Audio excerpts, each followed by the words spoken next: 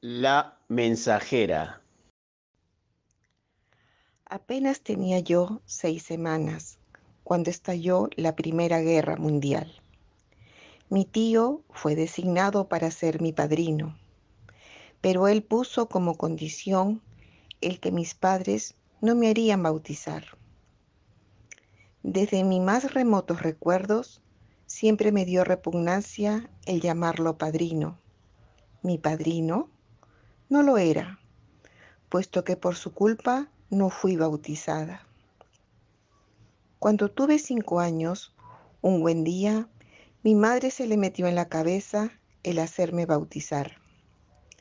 He aquí, pues, que nos fuimos con prisas, mi madre, mi tía y yo, hacia la iglesia de I.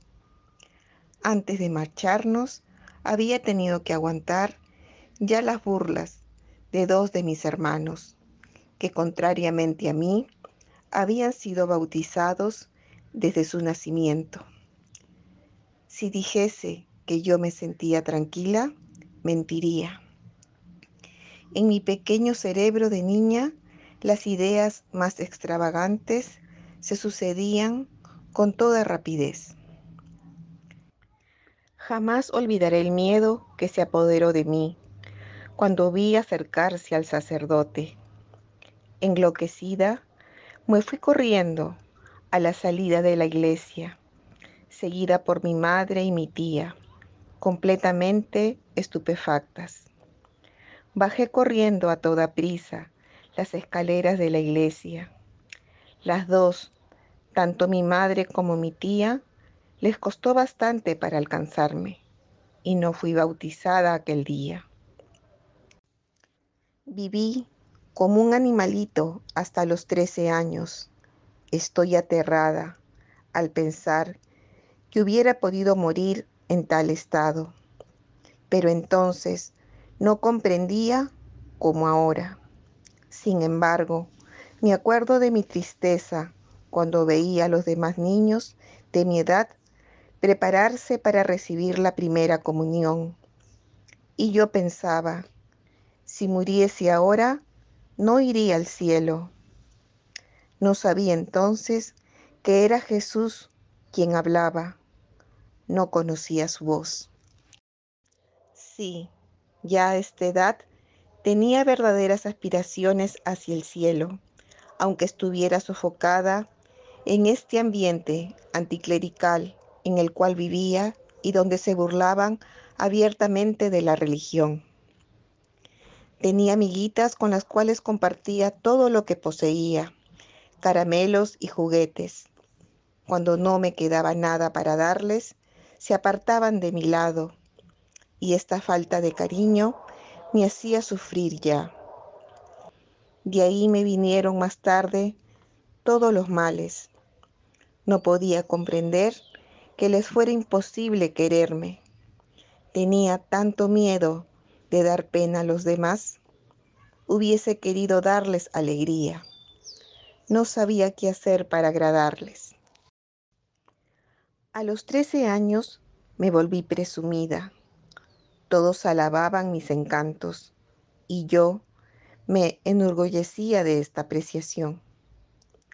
Sentía confusamente en el fondo de mi ser que me diferenciaba de mis compañeras, y esto tuvo como consecuencia el crear en mí un complejo de inferioridad que me hacía sufrir. Aunque no comprendía aún la vanidad de todas estas cosas, sin embargo, me volvía frecuentemente hacia las cosas del cielo. El pensar que no estaba bautizada sumergía mi alma en sombríos pensamientos y envidiaba la felicidad de los demás. Un día le dije a la comadrona que había venido a casa para el nacimiento de mi sobrino, que yo no estaba bautizada. ¿No estás bautizada, mi querida Margarita? Pues es necesario que te bautices, me dijo. Es mi deseo, le contesté. Pero, ¿cómo hacerlo? Ella prometió ocuparse del asunto y cumplió con su palabra. Pronto quedó decidido que sería bautizada en X, que ella sería mi madrina y el señor cura mi padrino. Todo se realizó el 17 de marzo de 1927. Todavía no tenía 13 años. Es imposible expresar la alegría que me invadió aquel día. Por el camino me iba repitiendo: ahora, si muriese, iría directamente al cielo. ¡Qué felicidad! Nada cambió, sin embargo, en mi vida, a pesar de la inmensa gracia recibida. Únicamente aquel día me di cuenta de la grandeza de esta gracia. Seguía sin conocer nada de la religión, pues había sido dispensada de la clase de religión en la escuela primaria. No tenía una noción exacta ni del bien ni del mal, aunque en el fondo de mi corazón odiaba el mal con todas mis fuerzas. Entretanto, terminé la enseñanza primaria e hice todavía 2 cursos de labores domésticas. Entonces me cansé y no quise seguir estudiando. Mis padres me colocaron de aprendiza en un taller de confección, donde me quedé unos meses. Luego fui a trabajar a otra casa de confección en la ciudad. Como allí me mostraba amable con todos, tanto mis compañeras como mis patronos me consideraron muy bien. De todo el tiempo pasado en este taller, me ha quedado un recuerdo particularmente conmovedor, el de la señora X, madre de mi patrona. Era una persona muy anciana, aquejada de ceguera total. Casi a diario me tocaba la tarea de ir a buscarla al piso que ella ocupaba en la misma calle. Me daba tanta pena verla andar a tientas y vacilar. Por eso, con mucha solicitud la guiaba en la escalera a partir de su piso situado en la segunda planta. A veces me sentía muy triste al comprobar que mis compañeras no la querían y que murmuraban de ella. Pobre, sí, pobre mujer. Entretanto, había alcanzado los 17 años. Yo era entonces una niña presumida, a quien gustaban las vanidades mundanas, y era terriblemente mimada por mis padres, sobre todo por mi madre. Cedían a todos mis caprichos, incluso los más absurdos. Me agradaba que se ocuparan de mi persona, pero a la vez también me gustaba procurar felicidad a los demás. Sentía tanta pena cuando me encontraba con alguien que sufría. Por otra parte, sin embargo, me descarriaba cada vez más profundamente al buscar con avidez la felicidad donde no la podía encontrar. A los 19 años y medio conocí al que debía ser mi marido. Se casó conmigo. Yo trabajaba todavía en esta época y como a mi marido no le gustaba, dejé de trabajar.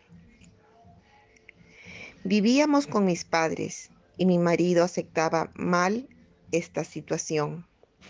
Entre él y mi madre nació una animosidad creciente. Mi corazón sufría. Debíamos habernos marchado y construir nuestra felicidad lejos de mis padres, pero les quería tanto que el pensamiento de ocasionarles un sufrimiento me parecía insoportable. El nacimiento de una niña trajo, sin embargo, una honda alegría a mi corazón. Con qué ternura, no obstante, me ocupaba de mi pequeña. Nada me parecía demasiado hermoso para ella. La cuidaba como se cuida un objeto de arte, como si fuera una muñequita. era tan bonita. Al nacer, la había consagrado a la Virgen. Había hecho el voto de vestirla durante 3 años de blanco y azul, los colores de la Virgen. Cumplí con mi palabra. 2 años y medio después de este nacimiento, me vino otro pequeño ángel, un niño. En aquella época, mi vida cristiana era prácticamente nula. No pensaba apenas en Dios, excepto en muy escasas circunstancias. Estaba demasiado preocupada y apegada a la tierra para pensar en Él. Ignoraba que mi deseo de amar era en mí la voz de Dios que hablaba a mi alma. Estalló la guerra, nos mudamos, nos fuimos lejos. Después de algunos días regresamos a nuestra casa y las dificultades volvieron a empezar. No teníamos dinero y casi nada para comer. Nuestros padres nos ayudaban, pero dicha ayuda era verdaderamente insuficiente. Mi madre cayó gravemente enferma, condenada por los médicos y desahuciada por ellos. Le quedaba poco tiempo de vida. Yo enloquecía ante la idea de perder a mi madre. Yo pensaba, ya que no hay nada que esperar de los hombres, me dirigiré a otra parte. Me fui, pues, en peregrinación a X, antiquísimo santuario muy concurrido en esta región, para confiarle a la Santísima Virgen mi desamparo. Sin dudar de su bondad, le prometí que si me concedía la vida de mi madre, y añadí humildemente, al menos durante 4 o 5 años, pues entonces me parecía que semejante aplazamiento era mucho, yo vendría cada semana y con cualquier tiempo a buscar la vida de mi madre ante ella. Al volver a casa el mismo día, tuve la feliz sorpresa de comprobar que mi madre había comido algo. Sentí un vivo sentimiento de gratitud. Tuve confusamente la impresión de que mi madrecita del cielo me había escuchado. Durante muchos meses me fui cada semana cerca de ella para buscar la salud de mi madre, y ella me la dio. Los dolores fueron poco a poco desapareciendo y mi madre volvió a la vida. Esta curación fue para mí el principio de mi vida interior y, sin embargo, yo todavía no me había rendido a la gracia. En 1946 pedí a una de mis vecinas que me llevara con ella a la Misa del Gallo, la noche de Navidad. No había ido nunca a misa y aquella noche fui gratificada con otro favor. Este fue de un precio inestimable. Cuando vi al niño Jesús en el pesebre, me sentí sobrecogida de una emoción indecible y empecé a llorar. Mis lágrimas fluyeron durante toda la misa. Yo no sabía cómo esconderlas y mi corazón latía muy fuerte. Y el niñito Jesús me sonreía. Dios mío, ¿quién podría decir lo que fue para mí aquel minuto? Él me había hecho suya. A partir de aquel momento, cada domingo fui a misa fielmente. A propósito de la misa del domingo, me acuerdo de una monja que cuando llevaba a mis hijos al parvulario, me aconsejaba insistentemente que fuera a misa. Me decía, ¿por qué una buena persona como usted no viene a misa? Oh, hermana, le contesté, no tengo ganas de ir.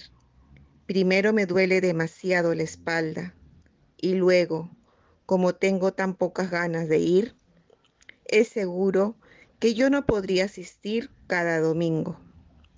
Por eso, antes que ser tan tibia, prefiero abstenerme. No digo que no iré nunca a misa, pero entonces cuando vaya será muy en serio. En aquel momento pensaba ya, es todo o nada. Vuelvo al relato que interrumpí con este recuerdo. Un día, pues, después de la curación de mi madre, me fui a X, donde Nuestra Señora me había conseguido este favor. Allí pregunté por un padre con el fin de confesarme. Tenía tantos pecados. Como la vergüenza me sofocaba, añadí, deseo un padre de cierta edad. Comprenderá mejor. El portero me indicó al reverendo padre X. Me acostumbré a venir a verle regularmente.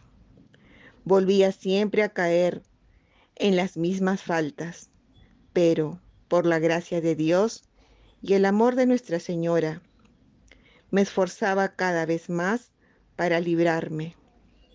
Y seguro que los ángeles del cielo sonreían viendo cómo el pobre pajarito, yo, caído del nido, se esforzaba con torpes aletazos en volver a su morada. ¿Cuántas luchas tuve que sostener? Tenía que renunciar a todo lo que hasta entonces constituía mi existencia. Era absolutamente necesario y yo no lo conseguía.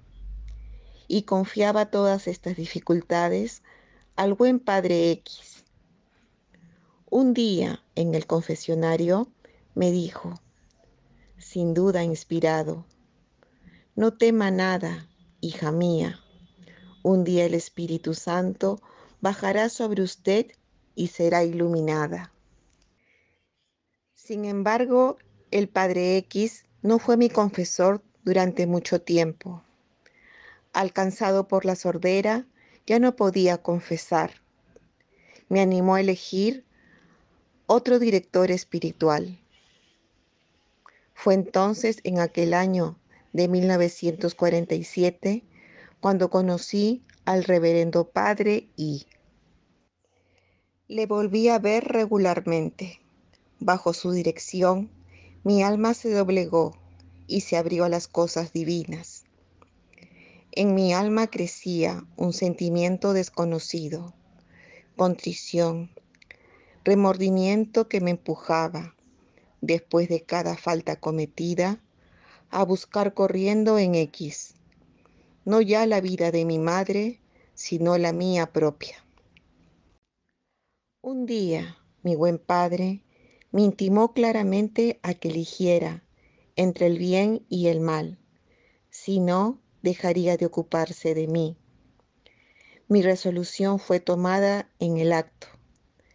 Es usted, padre, a quien yo elijo, y esto fue el fin de mi vida pasada. Yo no conocía absolutamente nada de la religión, pero a partir de este momento Jesús me alimentó por partida doble. En poco tiempo, vigilada por el padre Y y siguiendo sus consejos, entré en contacto con lo sobrenatural. Lo sobrenatural se me hizo tan habitual que llegué a evolucionar en ello como si me hubiera sido natural.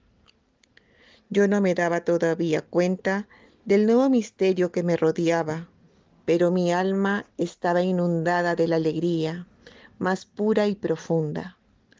Al fin había roto con mi vida pasada, pero no sin dolor y desgarramiento. Ahora, un amor puro, total, se había apoderado de mí. Jesús, mi amor, Jesús. Él sabía cuánta dulzura se necesitaría para cautivar esta alma pequeña que él deseaba, y no se la escatimó. Este principio de vida mística transformó mi alma por completo, me había hecho suya para siempre. Al comprobar el rumbo que yo había tomado, El reverendo Padre I dio gracias a Dios. Puso a mi disposición buenos libros, aptos para interesarme. Me sumergí en estas lecturas con avidez. Mi corazón se dilataba con alegría. Había descubierto la verdadera felicidad en este mundo. Por la gracia de Dios, me sentía cada día más abrazada del amor divino. El reverendo Padre me aconsejó entonces la meditación diaria. Así lo hice. Un día, después de prepararme para la oración, empecé mi meditación. De pronto sentí un shock violento en el corazón. En el mismo momento quedé aterrorizada. Qué confusión en mi alma. Pensé morir. Me levanté rápidamente. Tenía que distraerme. Debía ver gente. Me marché, pues, y acudí a ver a unos miembros de mi familia. Pero mi corazón seguía latiendo violentamente. Sin embargo, nadie se dio cuenta de mi estado, y yo no se lo dije a nadie.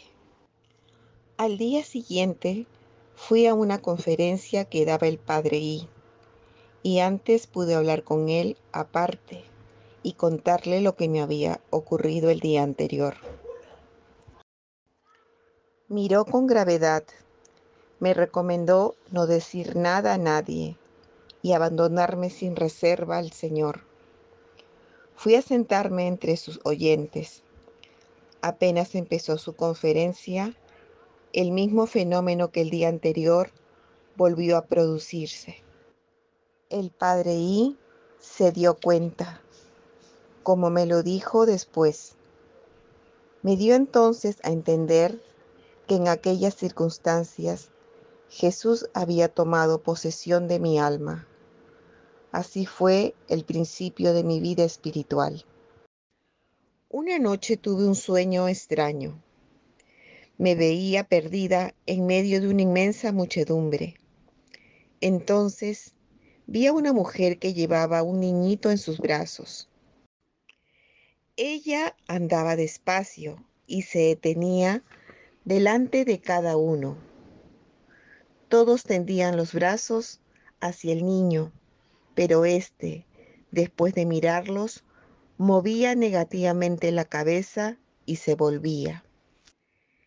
Y la señora seguía adelantándose. La misma escena se repetía a cada paso.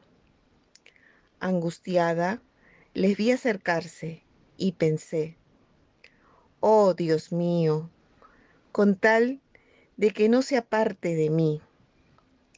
Y lo que se produjo fue encantador. El niño me miró, sonrió y me tendió sus bracitos. Me cubría de caricias y yo, con respeto y amor, hacía lo mismo. Luego lo coloqué otra vez entre los brazos de su madre y los dos desaparecieron. Este sueño me dejó una impresión extraña y conmovedora. Se lo comuniqué al reverendo Padre I. Él me dijo que eran ciertamente la Santísima Virgen y su Divino Hijo. Después de tantos años, no olvidé jamás este sueño, que fue seguido de otros no menos edificantes. ¡Qué gracia! ¿Por qué haberme elegido a mí, pobrecita pecadora? En aquel tiempo, todo en este terreno era para mí nuevo e impenetrable. Poco a poco, sin embargo, y con asombro, empezaba a descubrir toda la belleza y la grandeza de la vida cristiana.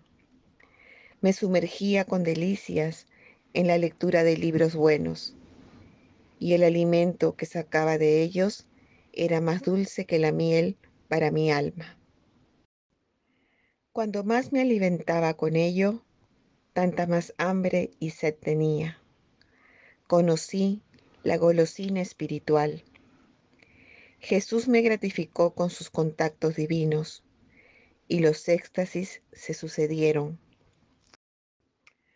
Cuando Él me parecía estar lejos de mí, lloraba amargamente y enseguida lo sentía aproximarse y consolarme, concediéndome con liberalidad lo que yo deseaba con tanta avidez, Él mismo.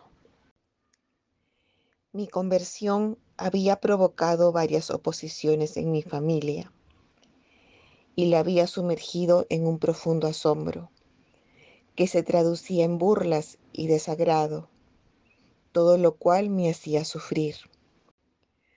Por la gracia de Dios lo aguanté, pero, Señor mío, cuánto respeto humano tuve que vencer, cuántas dificultades me vinieron por parte de los que hubieran debido ayudarme y que hacían todo lo posible para empujarme otra vez a la vida desordenada que yo quería dejar a toda costa, desde que había oído la llamada de Dios, pero esto ellos no lo sabían. Ahora tengo que hablar de un suceso extraordinario que me ocurrió al principio de mi conversión. Un día, el 16 de mayo de 1951, me encontraba profundamente angustiada. En aquel momento estaba pensando en esa inclinación que sentía dentro de mí hacia las cosas divinas y en los obstáculos que encontraba en mi familia. Lloraba y pedía a Dios la liberación al mismo tiempo que rezaba el rosario. De repente se produjo un hecho que no he podido explicarme jamás según las leyes naturales. Eran entonces las 7 de la tarde. Encima de la puerta que separaba la cocina del pasillo, una luz viva se extendió rápidamente sobre la superficie de aproximadamente 1 metro. Esta luz deslumbrante, más brillante que el sol, no dañaba los ojos. Inmovilizada por el asombro, yo la miraba intensamente y seguía rezando. Ya no me acordaba de llorar y me preguntaba, pero vamos, ¿qué es esto? No se podía tratar del sol, que entonces estaba ya declinando del lado opuesto a la cocina donde me encontraba. Puedo asegurar que durante los 42 años vividos en esta casa, jamás se había producido tal fenómeno. Intenté explicarlo con sensatez, según las leyes naturales. Busqué minuciosamente cuál podía haber sido la causa. En conciencia, llegué a la certeza que no se podía tratar más que de una manifestación de orden sobrenatural. Duró unos minutos, según me parece. Una vez desaparecida esta visión, cuando la superficie de la pared sobre la cual había brillado volvió a tener su estado normal, me levanté y casi sin pensarlo, me acerqué al lugar misterioso. Sin darme cuenta, me encontré de rodillas, murmurando esta oración. Señor mío y Dios mío, ¿por qué hice esto? Ignoraba entonces muchas cosas y estaba muy lejos de imaginar que había podido tener una visión. Además, es la única visión que yo he tenido con los ojos del cuerpo. Siempre tuve bastante sentido común para no rendirme jamás, sin haber ido hasta el fondo de las cosas. Pues bien, tengo que reconocer que en esto no he podido encontrar jamás una explicación natural. Me apresuré a contárselo al reverendo Padre I. Después de reflexionar, Me aseguró que se trataba de una visión. Me exhortó a dar las gracias a Dios y a guardar cuidadosamente secreto este favor. Esta recomendación le fue sin duda inspirada por Dios, pues en los principios de mi vida espiritual me ocurrió varias veces el estar tentada de contar a los demás los favores con los cuales nuestro Señor empezaba a colmarme.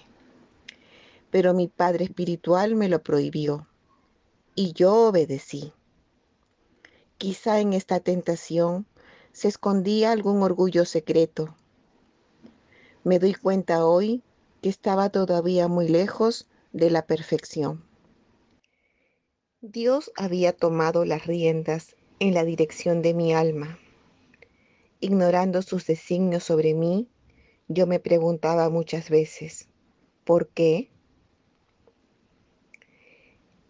Escribir esta historia en las condiciones mías actuales no es cosa fácil. Desearía, es verdad, dar más detalles, pero de momento me es absolutamente imposible y me limito, pues, a dar a conocer los hechos más salientes. El sueño relatado antes no fue el único empleado por la bondad divina para alegría y edificación de mi alma. No puedo clasificarlos por orden cronológico. El motivo es que sus fechas quedan demasiado atrás y mi buen padre I no me había aconsejado de tomarlos por escrito. Sin embargo, estos sueños siguen siempre tan presentes y tan vivos delante de los ojos de mi espíritu, como cuando los percibí en mi sueño. Una noche soñé que estaba en un lugar que, a decir verdad, daba miedo. Todo era lúgubre alrededor de mí. Los elementos estaban desencadenados. Estaba muy oscuro y yo me encontraba de rodillas en este lugar siniestro, rezando con devoción. De repente oí un ligero ruido detrás de mí. Al volverme, vi una cruz grande, inmensa. Sobre esta cruz, mi dulce Señor. Horrorizada, vi que no había muerto, sino que sufría de manera atroz.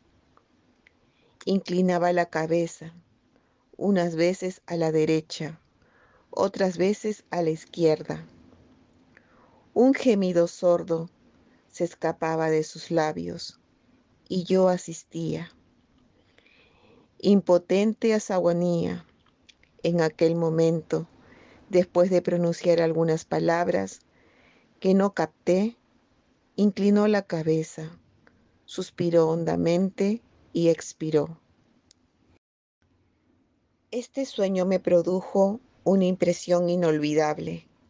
Hoy todavía, después de tantos años transcurridos, lo recuerdo perfectamente y lo relato aquí con una honda emoción. En el instante en que mi Jesús devolvió su alma a su Padre, el trueno retumbó y la lluvia empezó a caer con fuerza. Era alucinante, pero qué gracia había recibido. Algún tiempo después, otra visión nocturna. Estaba orando.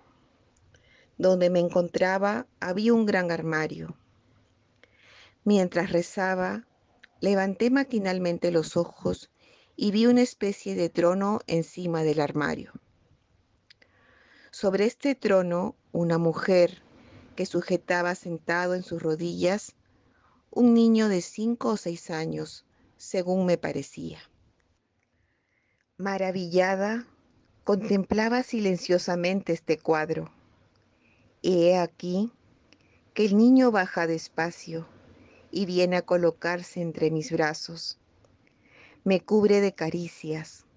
Con avidez se las devuelvo. Miro a la Virgen, pues era ella, y me quedo estupefacta. Sobre su dulce rostro hay lágrimas, y mi corazón se conmueve profundamente. Para consolarla, le ofrezco su hijo, que vuelve dócilmente a colocarse sobre las rodillas de su santa y augusta madre.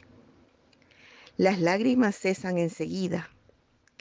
Poco después de aquel sueño, cuando me encontraba en presencia de una estampa de Nuestra Señora del Carmen, reconocí perfectamente la dulce visión de mi sueño. Solamente más tarde, después de muchos años, supe la causa de las lágrimas de mi querida madre. Otra visión nocturna, un cáliz. En este cáliz unas avecillas y dándoles de comer un pájaro adulto con las dos alas ampliamente abiertas. Los pequeños recibían este festín con aletazos y gritos alegres. Profunda impresión en mi alma. Iba a lo largo de una carretera desierta, bordeada de praderas. Mi atención fue atraída hacia la derecha por un humo espeso. Pensé, algún fuego. Me apresuré y efectivamente había un foco de incendio. No puedo decir lo que provocaba este fuego. Me encontré en presencia de una cruz grande. Sobre esta cruz un Cristo, pero no un Cristo como los demás, todo retorcido, todo encogido, tal como debía estar, imagino, cuando fue crucificado. El sufrimiento se adivinaba en esta visión, paralizaba de horror mi alma. Un humo muy espeso rodeaba la cruz, pero a cierta distancia de esta. El rostro torturado del Salvador, su cuerpo horriblemente magullado. Oh, no se parecía a estos Cristos que representan a veces como recién salidos de la peluquería. La posición misma de su cuerpo revelaba un dolor sin límites. Dios mío, este sueño revive en mí con nitidez. No puedo comprender cómo se puede contemplar semejante espectáculo sin morir. Hice el relato a mi padre, según acostumbraba, de este nuevo sueño, y a propósito de este, ocurrió algo curioso. Aproximadamente 15 días después de este suceso, el reverendo padre I me regaló un libro de San Juan de la Cruz. Lo abrí maquinalmente por la primera página y grité de sorpresa. ¡Oh, mi Cristo! Helo aquí. Es el que he visto en sueños. Mi padre se quedó muy sorprendido. Efectivamente, en la primera página de este libro había una representación de mi Salvador, tal como lo había visto. Y el humo estaba presente también en esta página. Atestiguo que jamás antes de este sueño había visto yo a este Cristo de San Juan de la Cruz. Otra vez, en sueños, me encontraba en la iglesia delante de una imagen del niño Jesús. Al pie de la imagen, una inscripción, la letra P. Comprendí que hacía falta alcanzar esta letra y tocarla con el dedo. No recuerdo haber visto a nadie lograrlo. En cuanto a mí, creo haberlo conseguido con un salto. ¿Qué quiere decir esto? A mi entender, la letra P indicaba pequeñez. Pensé que debía alcanzar esta etapa de la verdadera vida cristiana. Almas pequeñas, pequeñez, todo lo que quiere Jesús. Y es el niño, el querido niño Jesús, quien me daba esta lección. Y en mi vida espiritual es lo que siempre ha predominado, y es lo esencial del mensaje divino. Ser pequeño para alcanzar el amor perfecto de Cristo. Otra vez en sueños Estaba en la iglesia, oyendo la Santa Misa. En el momento de la comunión, me adelanté hacia el comulgatorio para recibir devotamente a mi amado. El sacerdote, sosteniendo la forma, llega a mi altura. Espero emocionada el momento en que me vaya a unir con mi amor. ¿Pero qué pasa? El sacerdote, sin mirarme, pasa de largo y da de comulgar a la persona que está a mi lado. Estoy desconcertada. ¿Por qué ha hecho esto? Testaruda, permanezco en el mismo sitio. Helo aquí otra vez. ¿Pasará de largo de nuevo? No, se detiene. Levanto la cabeza. Milagro. Sostiene entre los dedos una forma roja. La deposita en mi lengua. Inmediatamente, un áspero sabor a sangre llena mi boca. La sangre de Cristo. Oh, amor mío, qué gracia. En otra ocasión, y estando asimismo en el comulgatorio, al recibir la sagrada forma, noto en la nuca y entre el pelo una sensación de quemadura, como si hubiera recibido un sello, una marca con hierro candente. Tal fue la impresión que al abrir los ojos llevé instintivamente la mano a la nuca. Jesús me había marcado con su sello. Tal fue por lo menos la interpretación que hizo el reverendo padre I. Todos estos sueños los tuve al principio de mi verdadera conversión, cuando Jesús me colmaba de favores en la meditación. Pero he aquí ahora otras dos cosas que no son sueños, sino una dulce realidad. Estaba haciendo reposo por orden del médico, recostada en un diván. Llevaba varias horas sumergida en un profundo recogimiento. En espíritu veía a Jesús a algunos pasos de mí. Esta visión intelectual creaba en mí un deseo vehemente de poseerle. Él se acercaba lentamente a mí. Le veía cada vez más cerca. Después de horas de deseo y de espera, le vi muy cerca, tan cerca que me sentí levantada en sus brazos, acunada sobre su corazón. Él me penetró con el sentimiento de su presencia y yo me perdí en la inconsciencia de todo lo que no era Él, olvidándome hasta de mí misma. Me acuerdo que entonces hubiera querido morir, levantada, amada, ya no sabía dónde estaba.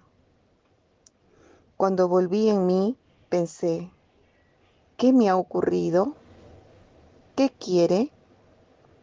Me parecía que me decía Dios para mucho tiempo y que había querido darme así bastante amor para esperarle sin desesperar. No me equivocaba. Estuvo mucho tiempo ausente. Sufrí terriblemente esa ausencia, tanto que un día, no pudiendo más, me dejé caer sobre la cama.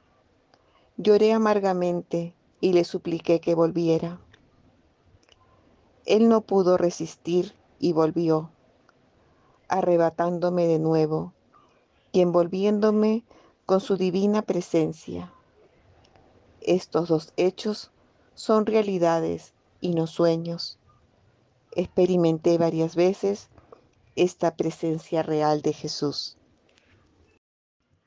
Sin duda estaba tan corrompida que todo esto era necesario para traer mi alma tan pequeña, pero tan miserable. Sin embargo, Él, cómo la deseaba, qué sed de amor debía tener para rebajarse hasta un pobre ser tan despreciable como yo. Así demostraba él hasta qué punto quiere a sus pobres hijos pecadores, y no hubiera podido encontrar mejor espécimen que yo. Oh abismo de la misericordia divina, ¿cómo no creer en ti? Estuve largos años bajo la dirección del reverendo Padre Guy. Se había encariñado de mi alma. Una perfecta comprensión nos unía. ¿Qué atención tenía para con su hija, para con su pequeña obra? ¿No era yo su pequeña obra? Le veía cada semana y le contaba fielmente todo lo que se producía en mí. Conocía todo, tanto lo bueno como lo malo, y me sentía verdaderamente aliviada de que me conociera tal como era. Había sido misionero y regresó a Bélgica a causa de su salud, pues allí había contraído una grave enfermedad. Varias veces le había advertido que cojeaba y que haría bien consultando a un médico. Me contestaba invariablemente que me preocupaba demasiado y que se trataba solamente de una quemadura causada por una bolsa de agua demasiado caliente. Le advertí cuánto peor sería si se descuidaba hasta el punto de tener que cortarle un pie. Me prometió ir al médico y así lo hizo. El doctor ordenó que ingresara inmediatamente en la clínica, pues se trataba de una gangrena diabética. Cayó en coma. En tales condiciones, la operación era imposible.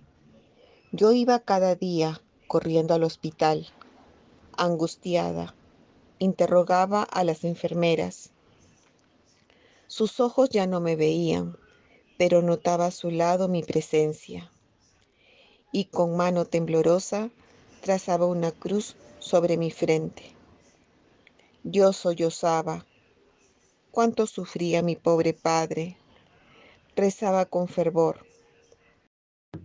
Se encontró mejor, lo suficiente para que pudieran intentar la operación. Le cortaron la pierna a la altura de la rodilla. Qué valor tuvo, qué admirable conformidad a la voluntad divina. Fue ejemplar. Siempre se preocupaba por mí. Me confió varias veces que le consolaba verme a su lado. Su estancia en la clínica duró años. Sin embargo, su monasterio lo volvió a coger cierto tiempo, pero su estado exigía cuidados constantes. Volvió definitivamente a la clínica. Le alojaron en una guardilla muy triste y más bien fría en invierno. Continué viniendo allí en busca de fuerza y consuelo cerca de él, que seguía muy agobiado.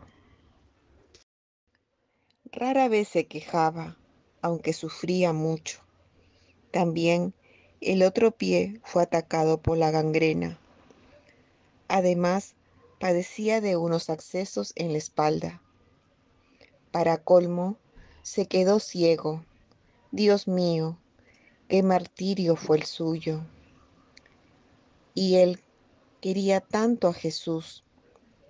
Creo que había decidido pagar todos mis pecados. El día anterior a su muerte, fui a visitarle con una amiga que deseaba conocerle. Se mostró muy contento de verme aquel día. Era domingo y habíamos decidido que no volvería hasta el martes. Dijo a mi amiga sonriendo dulcemente: ella no quiere que me muera. Le contesté: pero padre, ¿qué quiere que haga yo sin usted? Ay, no lo volvería a ver con vida. Recibimos las dos su bendición y nos despedimos de él. Antes de cerrar la puerta, empecé a canturrear suavemente la canción. No es más que un hasta la vista. Padre, solo un hasta la vista. Sí, nos volveremos a ver.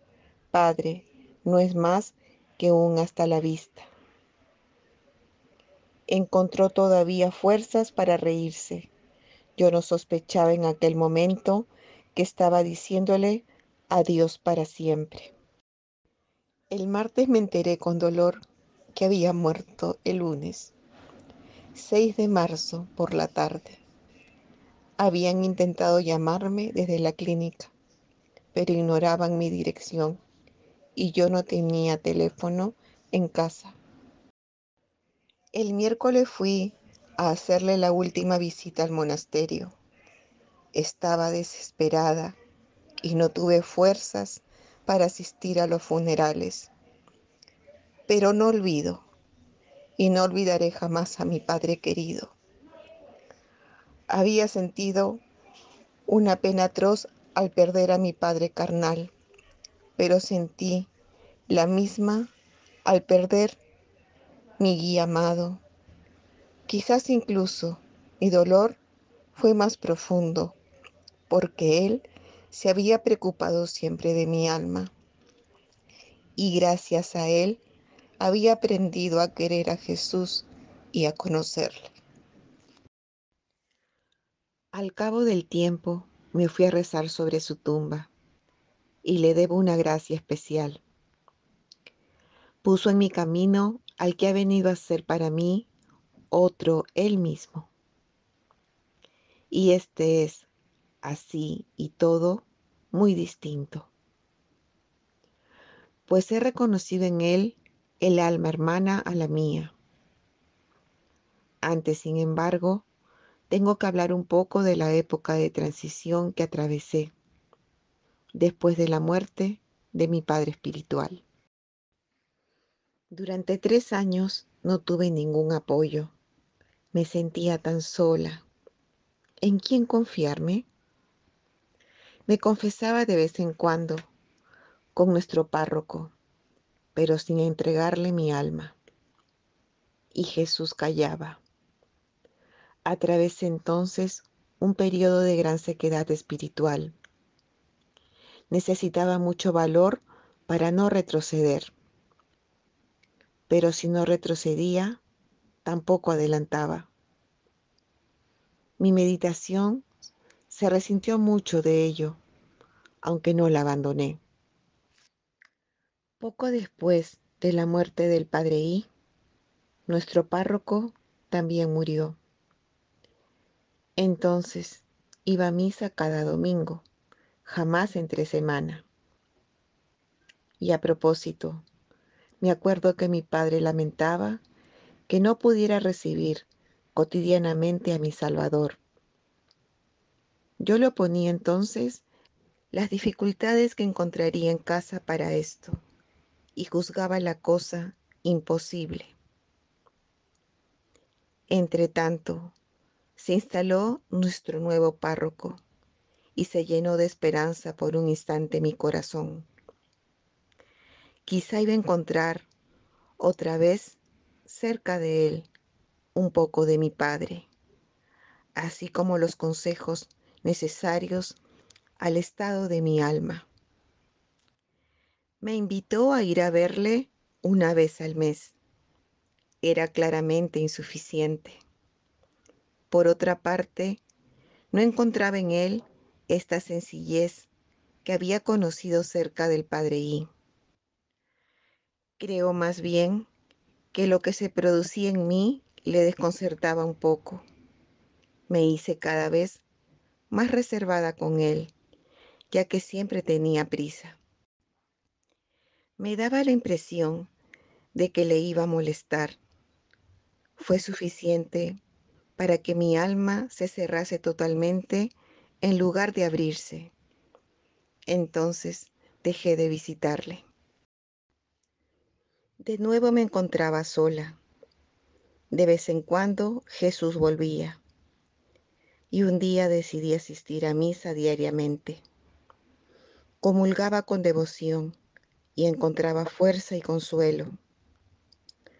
Durante aproximadamente 3 meses conseguí ocultar en casa mis salidas matinales, y luego mi marido se enteró de todo. La cosa no fue fácil, pero faltó poco para que todos me trataran de loca. Parecía como si se sintieran deshonrados por mi conducta.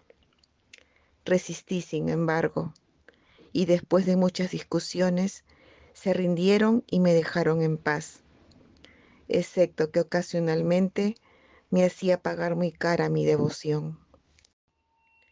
Finalmente, nada me hizo cambiar la decisión, pues nadie tiene derecho para impedir a otro organizar su vida como le parece. Y mi vida es Dios ante todo. El medio para salir del fango es Dios, solo Él, Dios mío, y los demás en Él.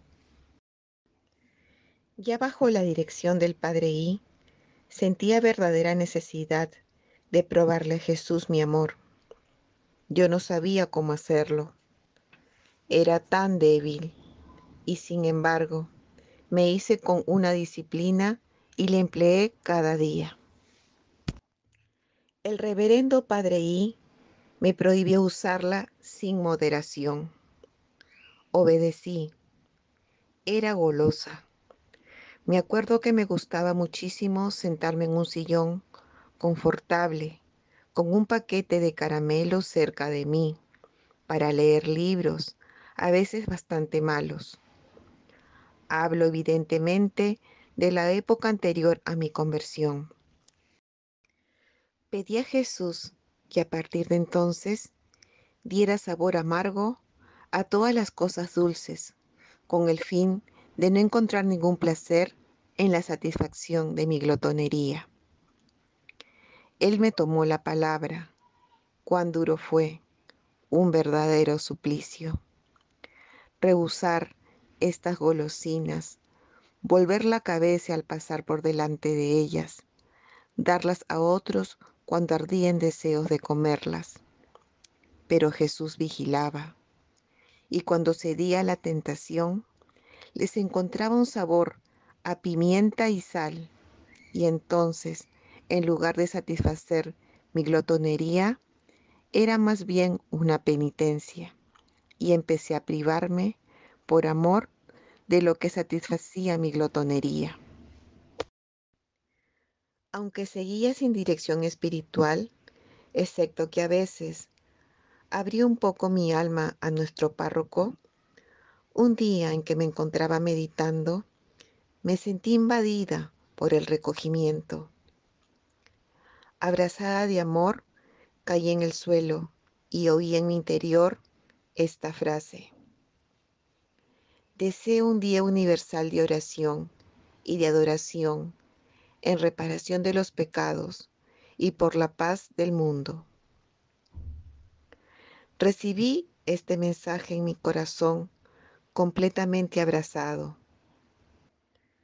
Al día siguiente hablé con nuestro párroco en el confesionario y le comuniqué lo que me había pasado el día de antes. Bastante turbado, me dijo que esto no era asunto suyo y me aconsejó que fuera a ver al vicario general, Monseñor X. Me fui pues al obispado y él me recibió. De la manera más sencilla le dije el objeto de mi visita.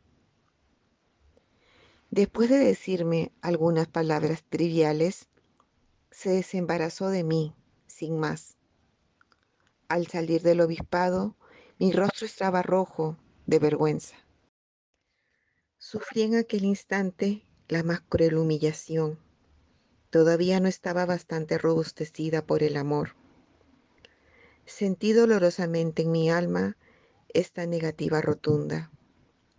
Me quejé de ello a nuestro Señor y le dije: ¿ves, Jesús mío, dónde me ha conducido todo esto? Era por ti. Te ofrezco esta humillación. Pero cuánto me duele. Iba andando sin darme cuenta. El corazón me latía con fuerza. Estaba moralmente destrozada y me prometí que no me pasaría nunca más. Cuánta imperfección en mi ser. Debería haber pensado que por él había sufrido esta afrenta y darle las gracias por ello. Sin embargo, sería conocerle muy poco, suponer que me dejaría tranquila acerca de este asunto que yo imaginaba definitivamente zanjado por el rechazo que acababa de recibir. Los meses transcurrieron, pero el pensamiento de no haber podido llevar a cabo el encargo que Jesús me había confiado se me hacía cada vez más doloroso. Un día me fui a X para rezar sobre la tumba de mi amado Padre y allí me quedé inmóvil, mirando fijamente la piedra que nos separaba. Mi alma estaba inmensamente triste. Hubiera querido llorar, pero no me caían las lágrimas. Mi Padre se apiadó de mí y fue entonces cuando me obtuvo del cielo la gracia de encontrar otra guía, el que tengo hoy. He aquí en qué circunstancias ocurrió. Algunos días después de visitar la tumba de mi buen padre, fui acompañada de la señora O a una especie de misión predicada en la iglesia de B por un tal padre Z. No sé por qué este me causó una impresión profunda. Seguí la idea que tuve de pedirle una entrevista. Me escuchó con mucha atención, me hizo preguntas y finalmente me dijo que yo no podía seguir sin dirección en la situación en que me encontraba. Él personalmente no podía asumir esta dirección, pues estaba en el país solamente de paso. Su residencia estaba en Bruselas. Me indicó un padre que vivía en I, el padre R. Tranquilizada, fui a las señas indicadas y el padre R aceptó dirigirme. Sin embargo, no era el que la providencia me tenía designado, pues apenas transcurrieron algunos meses, le confiaron un ministerio sacerdotal en C. Por ello, aumentaron las dificultades para encontrarle y me confió al que desde entonces es mi padre espiritual. Al fin había encontrado al sacerdote que mi alma esperaba desde hacía tanto tiempo, y mi alma se dilató. Siguiendo su consejo, tomé nota de lo que me pasaba y se lo entregué regularmente. Un día le comuniqué la obsesión que tenía de no haber podido llevar a feliz término aquel encargo confiado por Jesús. Me aconsejó pedir audiencia al señor obispo en persona. Confieso que no me entusiasmó en absoluto la perspectiva de encontrarme de nuevo en el obispado. Guardaba un recuerdo muy desagradable de mi última visita. Aunque habían transcurrido 2 años desde entonces, no había olvidado tan desagradable recuerdo. Pero Jesús me instaba a hacerlo y por fin, a regañadientes, decidí actuar. Mi padre me ayudó. Rogó a Monseñor que aceptara recibirme en audiencia y su excelencia aceptó recibirme en el obispado.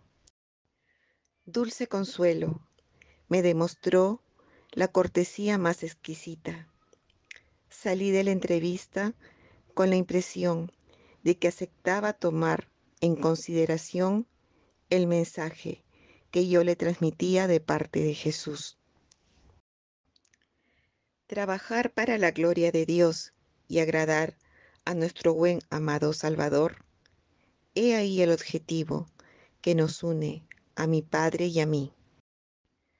Las dificultades ni nos sorprenden ni nos desaniman. La experiencia nos ha enseñado que son el sello de autenticidad con el cual van marcadas siempre las obras divinas. Y mi corazón no olvida lo que me dijo un día Jesús.